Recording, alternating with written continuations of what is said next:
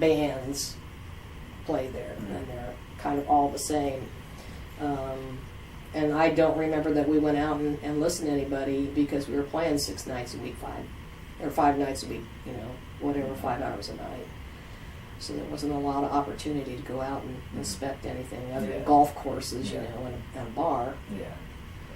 Yeah. So what would be your favorite concert venue that you've been to outside of Dayton?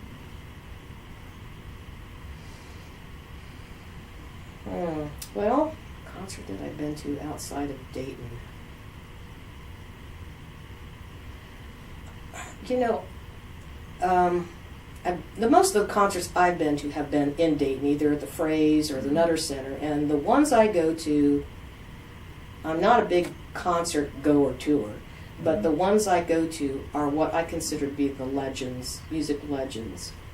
And my requirement is that I'm sitting on the phone the minute the tickets go on sale so I can get up front, because I want to study those people. And I've been lucky enough to see Joan Baez and Willie Nelson and Bob Dylan and Tony Bennett, and Diana Krall. Those are like a lot of different genres of music. Michael McDonald, Boz Scaggs, Crosby, Stills, Nash and Young, not Young, Crosby, Stills, Nash.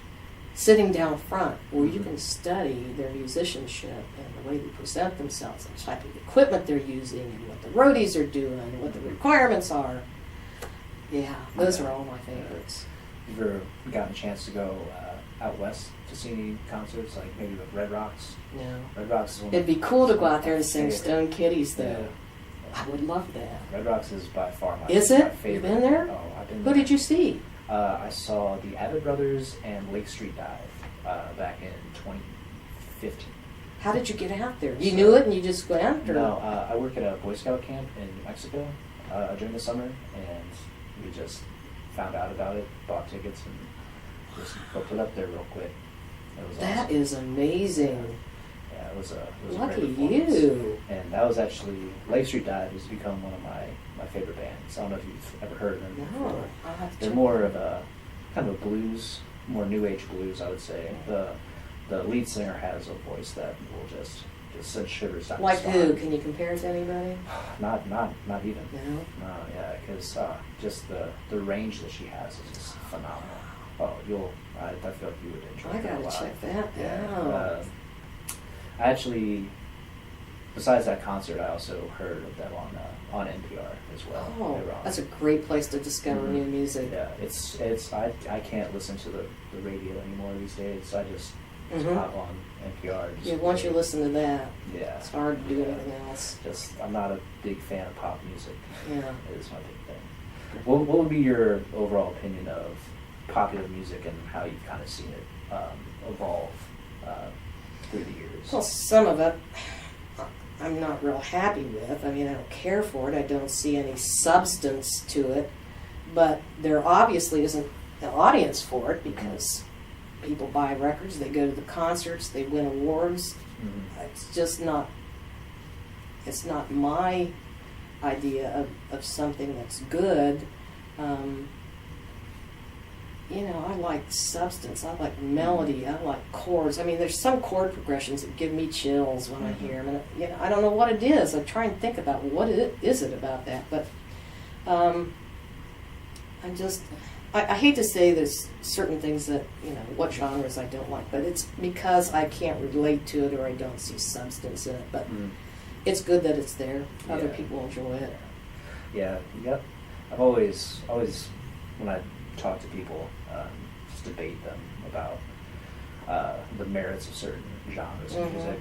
I always tell them you always have to look out for the commercialized Mhm. music, because commercialized music is made to make money.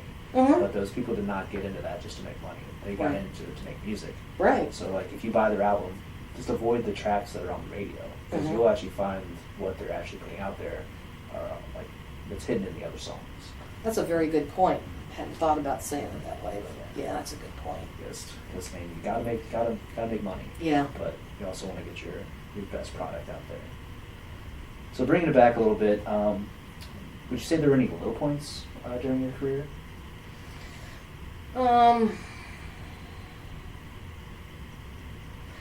I would say low points.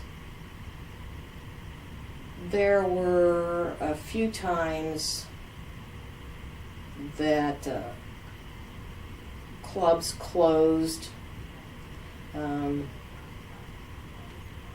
various reasons, and that took venues out for us to work. Certainly the drunk driving laws and disco that cut into things, that was kind of a sad time, because that certainly affected those of us who were doing it for a living. Losing musicians who passed away, you're never prepared for that. Those are low points. But there's something about music and musicians in Dayton, there's a lot of camaraderie. I think we do look out after each other. Not a whole lot of low points, I don't think. Well, that's good. Yeah. That's a highlight. So we were talking before we started how you played here at Wright State. Do you want to run us through that? Oh, well, yeah, we were talking about that earlier, and I'm one of those weird people that has every gig I ever played. There's probably a handful of us. Oh, my gum. Watch out for it. Yeah. And I kind of vaguely remembered this, and sure enough, there was a job I did out here at Wright State in October of 1970, and this was through one of the agencies early on that I worked through, and it was basically me and my guitar sitting out on, I don't know where it was at Wright State, I'm sure it was a lot different back then, the campus, but just sang folk music for a couple hours, and that's how things started. And they called it Right Stock? No, Right Stock was something different. This was something I did as a single. Right Stock came after that, and that was a weekend concert where they had, I don't know how many bands. Thousands of people came out and attended the first one, and I worked with Gary Hill in a version of, I think it was Blue Max. I don't think we were called anything different. And it was cold weekend. I think it was like 35 degrees and sleeting. And so middle of July. Yeah, what could they pick then? But yeah, that was Right Stock came later. And then the year after that, they tried to recreate it, Right Stock 2, and just couldn't compare. It's like the Woodstock of the 90s. Yeah, it just doesn't. I mean, you can't recreate stuff like that. Green Day is not Jimi Hendrix. That's right. So do you still go out for live music around the area? Yeah. When I can, I do. My husband and I usually go to bed after Jeopardy, so... There's nothing wrong with that. But, yeah, I go out when I can and hear other bands. I have a lot of friends that are playing in other bands, and we all try to support each other. Do you have any favorite venues to go to? I like the wineries because I like wine. They tend to be a little bit more subdued. I like the wineries. There's nothing wrong with that. Because no, especially for me growing up, or at least once I really got to venture out and actually go see music, the Oregon District downtown became a key. That's really where you go to listen to live music anymore. Was that kind of the same kind of thing back then? Well, it depends on what you mean by back then. Oregon District has been around for a long time now, and it is still a popular place to go. I kind of, when I'm not playing, I tend to want to be more mellow, go to the mellow. I'm not a big crowd, partying loud kind of thing. But, yeah, it's still a very popular place to go. Did you ever get to perform or see a show at the original Canal Street? Yeah. The Moody Blues tribute band I was in, it was called Days of Future Past. We did a show there, and it was exciting. It was fun. Yeah. Something about a smaller listening room that was packed. And again, people singing along, to the music and everything. There wasn't, and there hasn't been a whole lot of Moody Blues, prog rock, stuff going on. Yeah, that show was great, and I also played there as a single a couple of times. Something about the small listening room atmosphere. Yeah. I had friends who were in they formed a band through high school, and they played there all the time. Did they? It was. What was the name of the band? Ooh. I can't think of it right now. Oh. I'm a terrible person. They're your friends, They and are you my can't friends. remember the I name know. of the band? I know, and I have their album, which is the Oh, first part of the no. album. Picture Yeah. the album. I Come can on, see it. in your mind. I can remember the album name. It was The Man with the Octopus Arms. But I can't think of I can't think of their name right. What was the genre? It was more rock. Was it? It was rock, yeah. And my friend Jack, he's the lead singer. They're still around? He's actually in Austin right now. He's Oh. doing more mixing, and he's more on the producing side. He's also in like 3 or 4 bands right now. Mhm. But yeah, he wanted to be the lead singer, but didn't have the voice for it. Oh. So at first it was we were there for moral support as friends, but like they definitely got better. And it was cool being friends with them because we got to really travel around. Like we all went to Nashville. Wow. We were pretty fun. Well, that's great. Yeah, I think it was at the In-N-Out bar down there. They put on a show just for a random weekend. That's wonderful. Yeah, it was, And you can't remember the name of the can't- band. I don't know why. That's just. He remembers. He just doesn't want to say. That's what it is. That's what it is.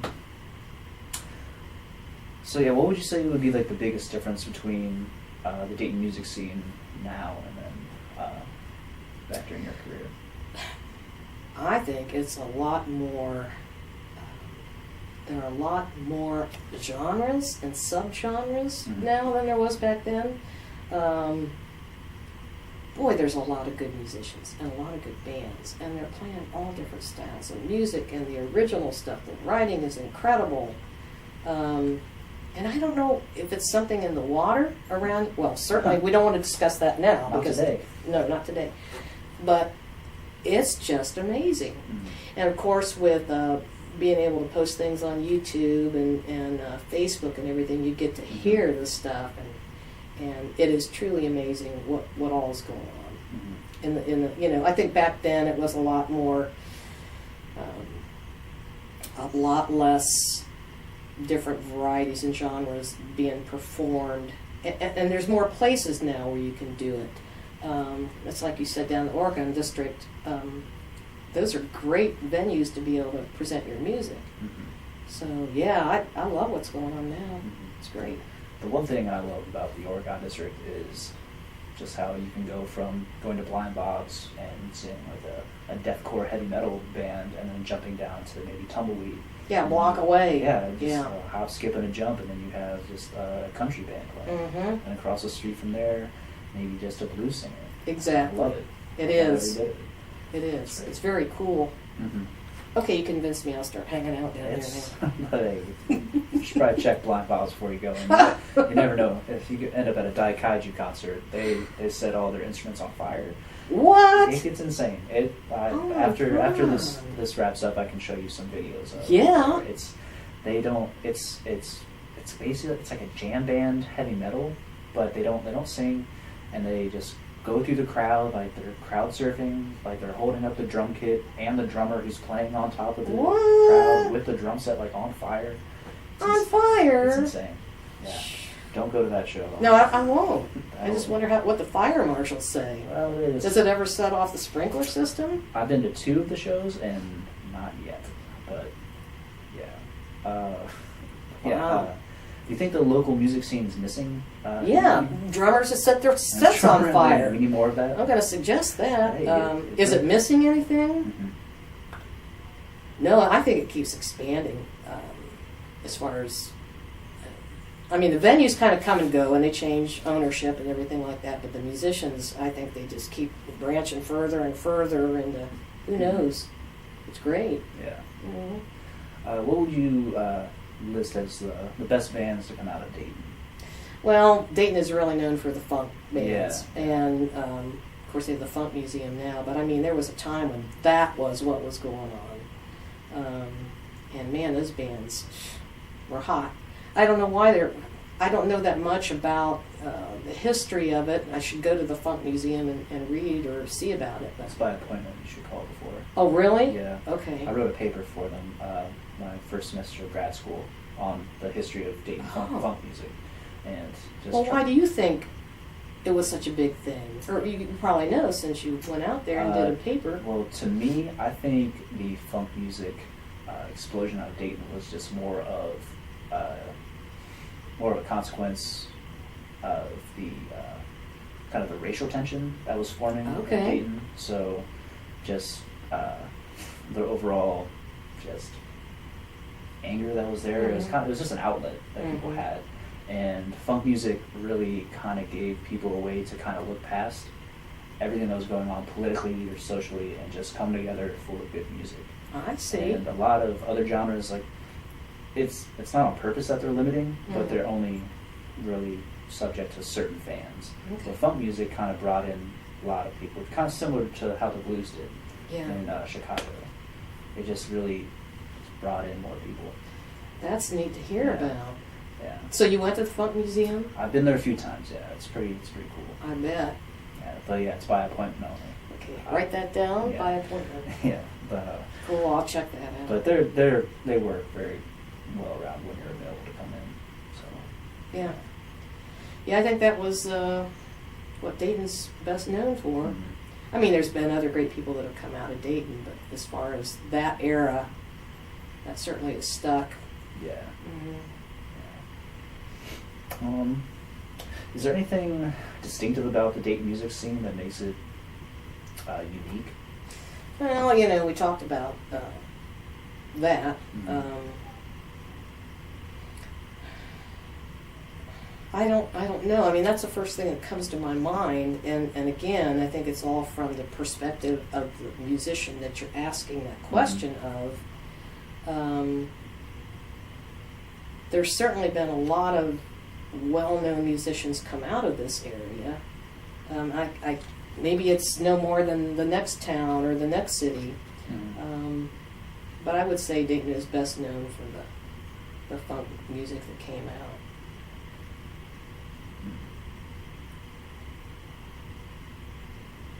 So you're still friends with most of the people you played with? Sure.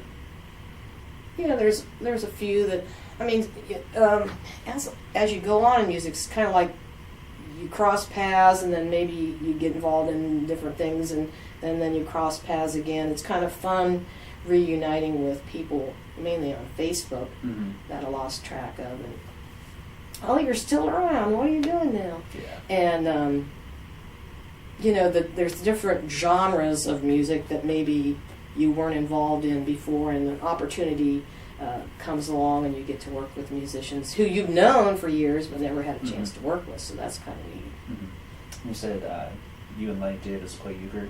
Oh, yes. Are you guys partners or? Well, the way we play, it's me and my husband and Lenny Davis and then Janet Ogg, a very fine drummer around town, and we play what we call progressive euchre, where we take turns playing with each partner. Okay. So we kind of invented our own rules. Yeah, I was in a tournament recently that progressive. Yeah, you pretty much play by yourself, but you just work around different tables. Yeah, I think I've done that before. That's kind of fun. Yeah, it was a good time. Do you have prizes? There were. There were prizes? It was a kind of a charity kind of thing, and they were just raising money for, I think, the Dayton Food Pantry. So they had door prizes there to give away, and then whoever won the overall, the first, second, third, got like a cashback prize. Man, we need to do that. Yeah, it was a good time. It's a little hard to do with only 4 of us, though. Yeah. So my problem. How big of a cash prize? It was a buy-in to come in. I think it was $15, $20 to come in. Well, that still makes me. But yeah, they had food. So you get food and money. Oh yeah, it was good. They gave away a flat screen TV too. What? Yeah, I didn't win. Are they still doing this? Yeah, it's they do it once or twice every year at Flanagan's Pub down by UD.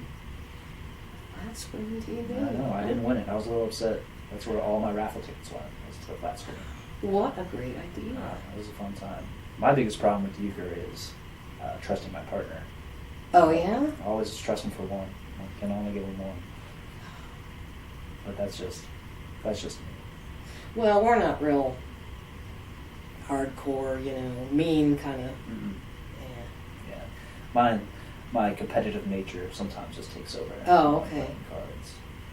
Well, especially if you're talking about flat screen TV. Yeah. I mean, you can't cut any slack there. You got to win it. You do it. You do it or you don't. We all know why I'm here.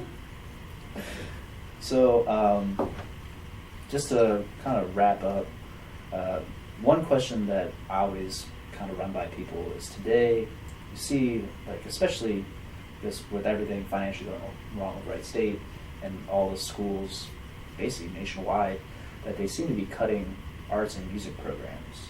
Do you have any thoughts on that?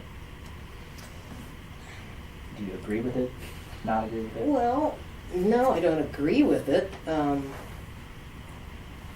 think a lot of musicians that I know who have worked really, I mean, as far as I know, didn't really study a lot in the music departments but yeah, I think it's important. But if you can't do that, or if they've already cut it, there are certainly other ways you can get your fix. I would hate to see that happen, but if something's got to go, what do you do? Me, I always said just cut the school day in half. Yeah? Because, I mean, if the main focus for a lot of schools these days is the science, technology, engineering, and math focus, sure. And that's fine, but I personally don't think that kids should be in class from 8 to 3 with only learning math. If you want to do that, have them in there. You're not asking their parents, though. Yeah. Their parents probably feel differently. Yeah, true. So you think cutting the school day is a good you solution? do like an 8 to 12, and then you focus on all your STEM classes, and then the rest of the day they can go and be part of other extracurricular activities. So like if you want to go practice music, then you can go somewhere, get lessons, or join a group if you want to have art classes. Yeah. It's like how they have the art center downtown, have like classes there. Just because I personally think that, like, especially with music and even art too, it really helps bring out the creative side of people. And to do like science and engineering and all that, you need a creative aspect to it as well. Otherwise, you're just going to get stagnant or robotic. Yeah, I see what you're saying. There's no fun there. Yeah. No one likes that. Makes a lot of sense. What's the name of the band? My friend's band? Yeah. I can look it up. You still can't remember it. No, and it's bugging me. Well, give them a little bit of time. It'll pop up. It will. So do you have any other big stories, anecdotes you'd like to talk about?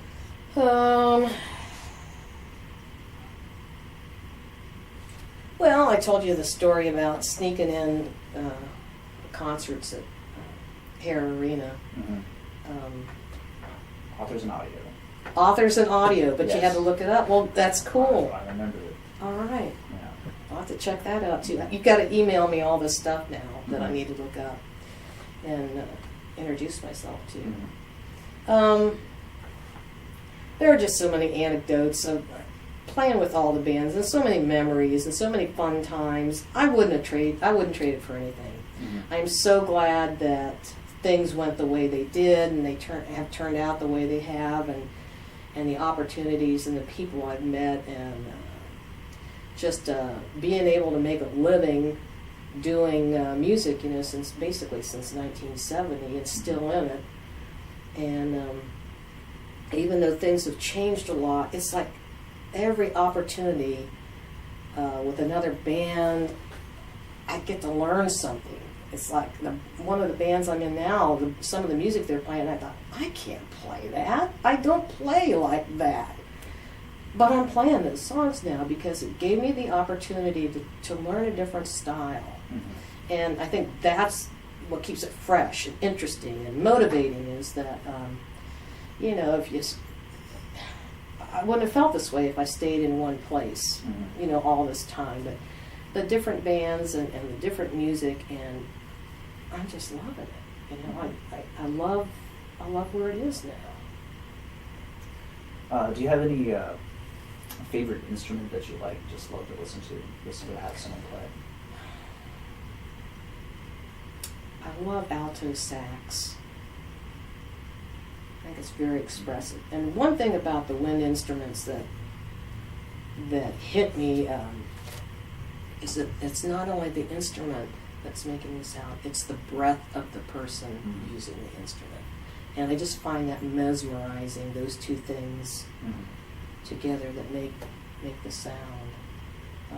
It's true of a lot of the wind instruments, but I really like the alto sax. I needed that kind of energy back in middle school playing clarinet. Yeah, but clarinet, but you didn't get the girls with it, did you? None of the girls. They wanted nothing to do with me. Me, I love listening to a cello or a violin. Oh yeah. Cello's haunting. Yeah, it is. It's like that's one of the reasons I love going down to see like Dayton Philharmonic, or just going to see like the plays or like the ballet when they come through. Like I'm not there for the play or the actors. Like I'm looking down to the pit. Yeah, just looking yeah. That's my favorite thing. Yeah, cello is a great instrument. That was always what I wanted to play back in the day, but you can see about a trade-in Yeah. On instruments. Mhm. Yeah. Well, Cello can create a lot of different moods. You don't see a lot of them at garage sales. No, you don't. That's where I found my clarinet, so that's why I You're hanging out in the wrong end of town. Yeah, pretty much. It's pretty much. Yeah, cello is cool. I do love the cello. So do you have anything else? Oh yeah, I was going to give you this for Valentine's Day. Oh. This is Nice. my CD. It's not real new, but it's the latest one. Very cool. And so would you classify your genre as?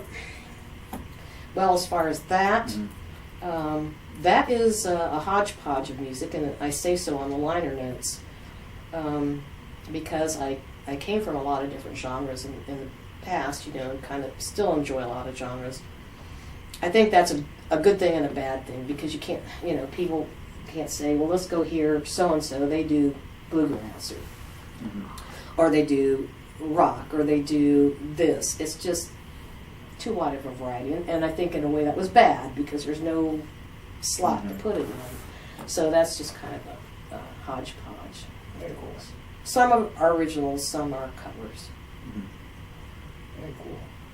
So what are your aspirations for the rest of your career? The rest of my day? Day, career, week? I want to keep playing as long as I can, physically, or, as long as there's opportunities, and,